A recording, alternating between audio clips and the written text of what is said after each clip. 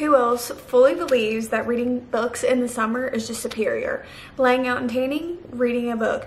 Going on a boat, reading a book. Going to the beach, reading a book. It's just superior. So let's talk about books that you should read this summer.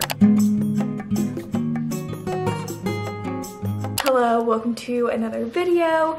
If you haven't ever seen my face before, hi, my name is Destiny. So today I'm going to be sharing with you guys the books that I think you guys should read this summer that give off the best summer vibes. That's pretty self-explanatory, so let's just get into it. So I have a lot of books here today that I'm going to be talking about. These books just, to me, exert the perfect summer vibe. They just transport you to a place that you wish that you were. Like for me, I live in Indiana, so I can't just go down to the beach. So when I read these books, it's like my own personal little escape. I like reading books like when I'm just at home about like going to the beach or going to this tropical place because it puts me there, if that makes any sense. Like I love reading them better like when I'm just here so that I can mentally be somewhere else and like if I'm in that place. You know what I'm saying? Maybe not. Let's get into my recommendations because there's a lot of them. So first I'm going to start with my actual current read, which is The Layover. I'm reading this right now. Oh my gosh, this cover is so cute, is it not? It's just giving all of the tropical vibes. This is actually very similar to a book that I am about to show you. To me, so far, like the first impression that I'm getting, I'm not that far into this book yet, but I'm liking it because the main character is actually a flight attendant, and my favorite movie growing up, and still is a movie that I absolutely love, is View from the Top. If you guys have ever watched that movie, you know that movie. I literally have loved it since I was a kid, and it's just giving me all of those vibes. Like she talks about being a flight attendant and everything, so I absolutely love that. Like if you have like that movie, I would definitely recommend reading this book, and it's just a short, fast, and easy read. Everything about that book reminds me so much of Shipped by Angie Hockman. I read this last year, kind of towards the beginning of 2021. Like I said earlier, I love books that you will transport from place to place, like in your mind. So I read this in the winter and it totally transported me. It takes place on a cruise. They're enemies, they work in the same place, and they don't like each other. She's never liked him, he's never liked her, and it takes place all on a cruise ship in the most tropical islands, and the descriptions of everything they do is absolutely so descriptive. Like you just feel like you're there, and for that reason I absolutely loved this book just for the setting. Now for some of my favorite books, first of all I have It Happened One Summer and Hook, Line, and Sinker. This is just a little book duet. The first book you have Piper and Brendan. This takes place in like a small fisher's town, which doesn't sound like you would like it, but it is a very good read for the summer. And Piper is this like LA socialite, and Brendan is this fisherman who's grumpy, and it's like small town. It's not really enemies lovers, it's kind of like grumpy sunshine. Yeah, that would be the trope description, Destiny. Grumpy sunshine. It is so cute. And then of course she came out with Hook, Line, and Sinker, which this is about Piper's sister.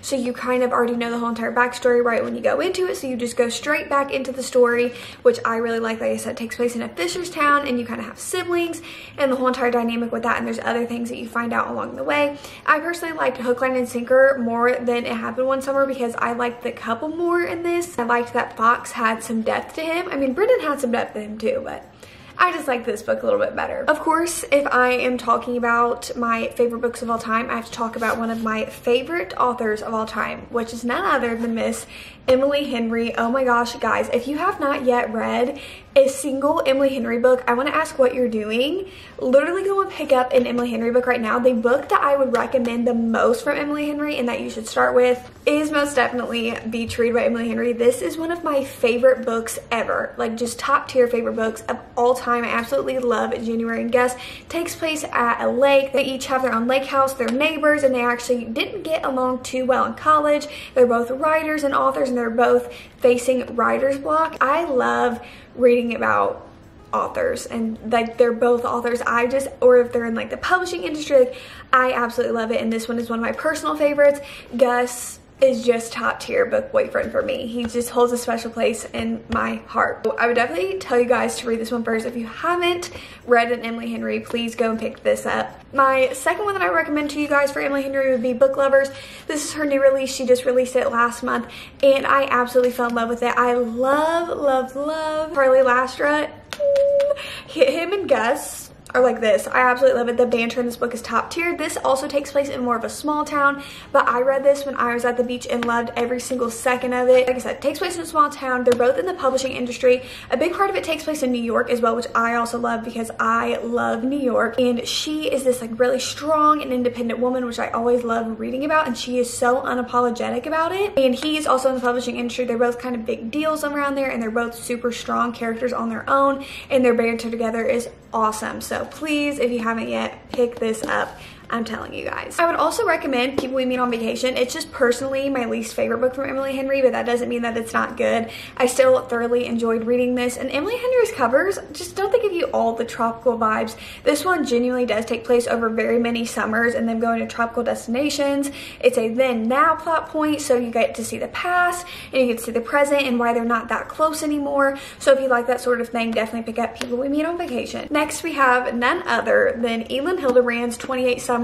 I always, every single time that I look at this and think about this, I want to say huge thanks to Sarah, Queen Sarah. We love her. I saw her video on this and I remember it, and I literally went to Barnes & Noble and picked it up, and I absolutely loved this book, devoured it. And it's kind of more of like a thick girl.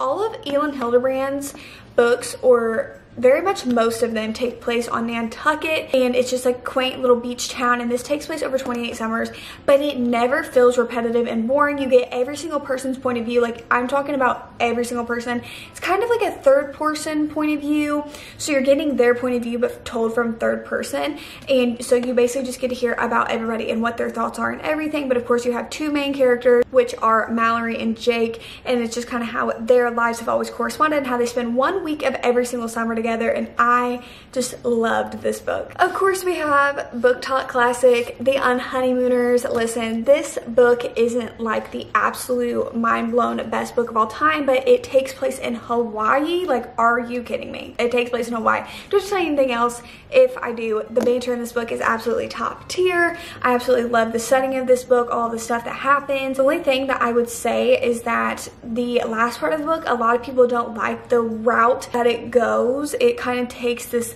not really alternate storyline, you get sprinkles of it throughout the story, but I guess it just kind of does take a huge left turn into it that you don't really expect like it to be a huge point, but it does. But I personally didn't mind it, but it may not be something for everybody. You may not like that, but I loved the whole entire, like, while they were on their honeymoon, because basically Olive's sister is getting married and her and the groom get sick, and so does the whole entire wedding party except for Olive and Ethan. They go on the honeymoon in place of them, and they don't even like each other, but they decide to go together, and history, maybe love happens. I don't know. Read it if you have not yet. I also wanted to talk about a book that I never see anybody talk about. The other book from this author is super popular, but I never see anybody talk about this book, and that book is Say You Still Love Me by K.A. Tucker. Yes, K.A. Tucker. If you guys didn't know, her famous book that everybody loves is The Simple Wild, and I read The Simple Wild, and they had The Simple Wild and this book at Barnes & Noble, and I decided to pick both of them up, and I am so glad that I did. I read this a while ago, like last year. At the end of last year I read this. I really enjoyed it. It's actually a then and now thing, so it's like why they aren't really talking in this present day, and you're getting the back and forth timeline, and it takes place in the past at summer camp. And I don't know why more books don't have that summer camp vibe. Like, I love, like, in movies when they're at summer camp and in books when they're at summer camp, like, if there's a book where it takes place like in summer camp, please recommend it to me, because I love it. I absolutely want to read more books like that. And it gave me, I love Fear Street 1980 something, where the Fear Street where it takes place in the 80s at the summer camp. That is literally one of my favorite scary movies, and I love The Parent Trap. Like, I love everything that has to do with summer camp, and since this book took place in it and had the past and present timeline, I loved it. No one talks about this, a kind of underrated book that I wanted to tell you guys about. This book is blowing up right now for good reason. If you love Love and Other Words in the Summer I Turned Pretty, then you need to read Every Summer After. I read this last month, absolutely adored it. It's one of my favorite reads of the year so far. It has amazing vibes, takes place at the lake, again, past and present. If literally just think about Love and Other Words and think about The Summer I Turned Pretty, put them together in a mixing bowl and mix them up and bake a cake, and that is this book. That's the product that you get, is Every Summer After. Next is none other than Malibu Rising by Taylor Jenkins Reid. Oh my gosh, I read this last summer when I went to the beach and loved every minute of it. This takes place in Malibu. literally. Takes place in Malibu in the 80s, but there's also a past and present timeline going on. In the present timeline, which actually takes place in the 80s, you were learning about a super famous artist's kids, and then in the past you were learning about the kids' parents and what's going on. I think it's like in the 50s or 60s. If you have not read this book yet by Taylor Jenkins Reid, you guys need to read it, especially this summer. I forgot to say, you also get multiple POVs through this book. So you get all of the kids' POVs, you get the mom and dad's POVs and everything. So if you like that and enjoy that whole entire setup, then definitely read that. Heartbones, guys, I'm telling you, Heartbones, I love it. This was so unexpected for me because I had like seen this every time I went to Barnes & Noble, and I love Colleen Hoover, so I just picked it up on a whim and I read it and I absolutely loved it. This takes place actually in Texas, because you guys know Texas is like on the ocean, so obviously you can go to the beach. Obviously you can go to the beach if you live in Texas, like, or it's kind of like the beach. I don't know, don't quote me. Leah has to go move in with her dad for the summer, and it's kind of that whole entire like moving in with a new parent. She meets Samson, which I love that name. I love both of their names in this book. Like, it is so freaking unique. The vibes of this book, the stuff that they do, like being on the beach, bonfires, playing volleyball, like it just has all of those summer vibes that you just want to soak up and live in forever. And it's fairly short and it's such an easy read, so definitely easy to read on the beach. Another book that's super easy to read on the beach is Alex Approximately by Jen Bennett. I read this when I went to California, which was actually very fitting because it takes place in California. Basically, Bailey moves to California to go and live with her dad, and because she moves to California because she wants to live with her dad, but she also moves to California because she is chatting with Alex, that is at least the name that he uses, online. So she wants to meet him, so she decides to move to California with her dad because that is where Alex lives. And just the cute beach town, and I've actually been to this place in California where this book takes place, so to know where, and like you could just imagine what she was doing in the book because you have been there, like that, I love when that happens. And I just absolutely loved every single minute of this book. It was just so easy to get through and it was so much fun. Just, I love YA books just for a good and fun read like that. Like on the beach, honestly, YA books are top tier because they're so easy to get through. They're usually light and fluffy if you pick the light and fluffy ones, and this one is definitely one of them. I really loved it. She gets a summer job, she meets this other guy there, and they don't get along very well, and you see her start building a connection with him. It's so good. The Summer Broken Rules, this book, guys, I absolutely loved it. This book takes place on Martha's Vineyard, and if you guys haven't seen pictures of Martha's Vineyard, it's absolutely beautiful, but it just feels so real. And they basically are there for her cousin's wedding, and there's a recent loss in the family, so she goes. They're kind of having a hard time going back to Martha's Vineyard, but they're playing this huge game of assassin over on this land in Martha's Vineyard. Like, it just feels so beautiful. It has the jeeps. Like, I felt like I was literally 16 again reading this book and reliving my VSCO girl days. If you were in that boat with me a few years ago, definitely pick up this book because you will love it. I think it would be considered a crime if I went through this video and didn't tell you guys that you guys need to read the Summer I Turned Pretty trilogy this summer, preferably if you want to read this within the next 2 weeks before the show comes out, because there is a Amazon Prime show that's coming out. Everyone has been talking about it, but guys, can I say something? I don't like Conrad in the show.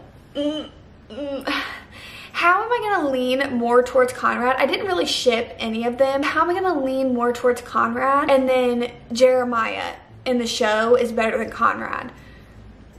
Don't make me a Jeremiah girly, please, Jenny Han. Please don't make me a Jeremiah girly. My personal favorite of this trilogy was The Summer I Turned Pretty. Such a top tier book. I absolutely love the original. Didn't love the other two as much, like at all, but I absolutely love this first book. So you guys need to binge this series. They're literally so easy. They're all under 300 pages, so you guys need to read them. Next is a book that everyone's talking about. I have yet to read this. I actually DNF'd it, but I'm gonna give it another chance. But I wanted to talk about it because I still want to recommend it to you guys because opinions can differ, and that is The Roughest Draft. I have yet to read this, so I don't really know, but it is about two writers who had a falling out. No one knows what happened to them, but they had a super successful book together, so they decided to come together and write a book one last time. They have to go to Florida to do the same exact thing that they did last time they wrote a book. I know that the authors of this book are married, and they actually co-wrote this book, which I think is pretty cool, and I love the cover of this book, so hopefully this doesn't disappoint. Next is a book that I actually haven't read yet, but I'm going to read this month. and I have seen zero people talk about this, but I went to Barnes & Noble the other day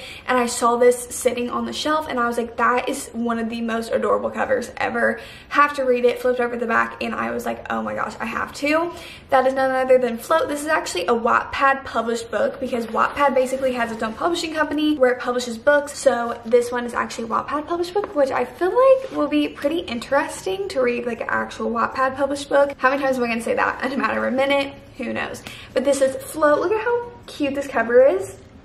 It's a pale pink with little surfers on it because the main character basically moves from Alaska to Florida and she's going to be a surfer. That's probably not what the premise is, but you know, just living in a cute little beach town, so I can't wait to read this. The very last book for this video is none other than Love and Gelato. I read this month and I absolutely adored it. Oh my gosh, the setting is in Italy and it's another place so I really want to visit, and the descriptions of Italy is just so amazing. Like, it makes you feel like you're there and it makes you want to go there. There's so much descriptiveness of different places that they went and everything in this book, and you just feel the culture seeping through it, and I absolutely loved that. I loved the main characters. They were absolutely to die for and amazing, and it was just such a fast and easy read. I can't believe I put this off for years. Like, I've been seeing this book for years and haven't read it, so I'm so excited that I finally did. Okay guys, that was all 21 book recommendations that I have for you guys. I hope you guys enjoyed this video. I hope you guys have found a